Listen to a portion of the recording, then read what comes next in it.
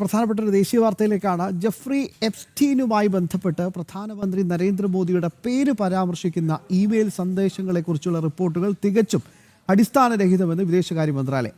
Epstein ഫയലുകളിലെ മറ്റു കാര്യങ്ങൾ വസ്തുതയ്ക്ക് നിരക്കാത്തതാണ്. ഒരു കുറ്റവാളിയുടെ വെറും പാഴ്വാക്കുകൾ മാത്രമാണിതെന്നും അവ അറിയിക്കുന്ന അവജ്ഞയോടുകൂടി തള്ളിക്കളയുന്നുവെന്നും വിദേശകാര്യ വക്താവ് രൺധീർ ജയ്സ്വാൾ വ്യക്തമാക്കി. We have seen reports from an email message from the so-called Epstein files that has a reference to the Prime Minister and his visit to Israel.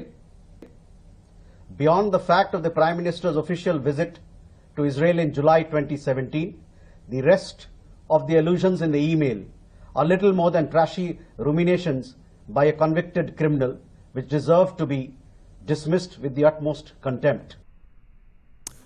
വിവരങ്ങളുമായി ജിഷ്ണു കൃഷ്ണൻ ചേരുകയാണ്. ജിഷ്ണു, കേരളത്തിലെ മാധ്യമങ്ങളൊക്കെ എന്തോ വലിയ സംഭവം കിട്ടിപ്പോയി എന്ന രീതിയിലാണ് ബ്രേക്കിംഗ് ന്യൂസുകളൊക്കെ അവതരിപ്പിക്കുന്നത്. ഈ വിഷയത്തിൽ വിദേശകാര്യ മന്ത്രാലയം കൃത്യമായ നിലപാട് വ്യക്തമാക്കിയിട്ടുണ്ട്. ചില മെയിലുകൾ കോൺഗ്രസ് തിരുത്തിയിട്ടാണ് പുറം ലോകത്തെ അറിയിച്ചത് എന്ന വളരെ ഗുരുതരമായ ആരോപണം BJP ഉന്നയിച്ചു. എത്രത്തോളം നിർണായകമാണ്? കടുത്ത ഭാഷയിലുള്ള വിമർശനമാണ് വിദേശകാര്യ മന്ത്രാലയത്തിന്റെ ഭാഗത്തു നിന്നുണ്ടായിട്ടുള്ളത്. വിദേശകാര്യ മന്ത്രാലയത്തിന്റെ വക്താവ് രൺധീർ ജയ്സ്വാൾ ചൂണ്ടിക്കാട്ടിയത് ഈ ഫയലുകളിലെ മറ്റ് സൂചനകളെല്ലാം തന്നെ ഒരു കുറ്റവാളിയുടെ വെറും പാഴ്വാക്കുകൾ മാത്രമായി അർഹിക്കുന്ന അവജ്ഞതയോടുകൂടി തള്ളിക്കളയുന്നു എന്നുള്ളതാണ്.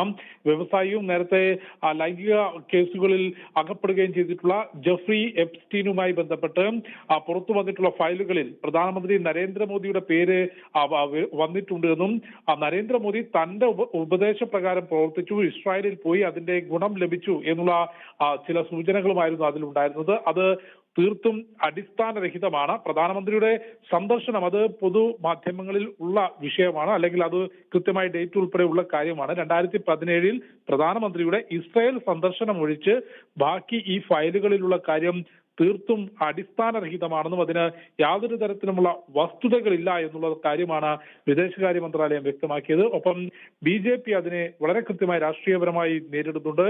ഈ പുറത്തു വന്നിട്ടുള്ള ഫയലുകളിൽ വിവരങ്ങളിൽ ചില കാര്യങ്ങൾ കോൺഗ്രസ് അതിന്റെ തിരുത്തിക്കൊണ്ടാണ്, അതിൽ ചില ക്രമക്കേടുകൾ നടത്തിക്കൊണ്ടാണ് പുറത്തുവിട്ടത് എന്ന രാഷ്ട്രീയപരമായ ആരോപണം BJP മുൻപോട്ട് വെച്ചിട്ടുണ്ട്. ഒപ്പം ഭാരതത്തിന്റെ ഭാഗത്തുനിന്ന് രാജ്യം എന്നുള്ള രീതിയിൽ വിദേശകാര്യ മന്ത്രാലയം വളരെ കൃത്യമായി ചൂണ്ടിക്കാട്ടിയിട്ടുള്ളത് ഇപ്പോൾ പുറത്തു വന്നിട്ടുള്ള ഈ വിവരങ്ങളിൽ പ്രധാനമന്ത്രി നരേന്ദ്രമോദിയുടെ 2017 ജൂലൈയിലെ ഇസ്രായേൽ സന്ദർശനം എന്നുള്ള വസ്തുത ഒഴിച്ച് ബാക്കി എല്ലാ കാര്യങ്ങളും അടിസ്ഥാനരഹിതമാണെന്നും അർഹിക്കുന്ന അവജ്ഞതയോടുകൂടി തള്ളിക്കളയുന്നു എന്നുമാണ് വിദേശകാര്യ മന്ത്രാലയം അറിയിച്ചത്.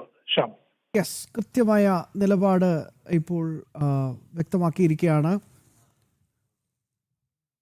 ഒരു വലിയ വിവാദം ഉണ്ടാക്കുക എന്ന ലക്ഷ്യത്തോടു കൂടിയാണ് ഈ വിഷയത്തിൽ കോൺഗ്രസ് ഈ ആരോപണം ഉന്നയിച്ചത്. അതിനാണിപ്പോൾ വിദേശകാര്യ മന്ത്രാലയം തെളിവുകൾ നിരത്തിക്കൊണ്ട് മറുപടി നൽകിയത്. അപ്പോൾ BJP പറയുന്നത് കുറച്ചുകൂടി ഗുരുതരമായിട്ടുള്ള ഒരു ആരോപണമാണ്. ഈ ഇമെയിലുകൾ, പുറത്തുവിട്ട ഇമെയിലുകൾ തിരുത്തി അതിൽ പ്രധാനമന്ത്രിയുടെ പേര് കൂട്ടിച്ചേർത്തുകൊണ്ടുള്ള ഗുരുതരമായ ചില ക്രമക്കേടുകൾ നടത്തിയാണ് കോൺഗ്രസ് ഒരു വിവാദം ഉണ്ടാക്കാൻ ശ്രമിക്കുന്നത് എന്ന വളരെ പ്രധാനപ്പെട്ട ആരോപണം കൂടി മുന്നോട്ട് വെച്ചിട്ടുണ്ട്. ജിഷ്ണു കൃഷ്ണനാണ് വിശദാംശങ്ങൾ നൽകിയത്.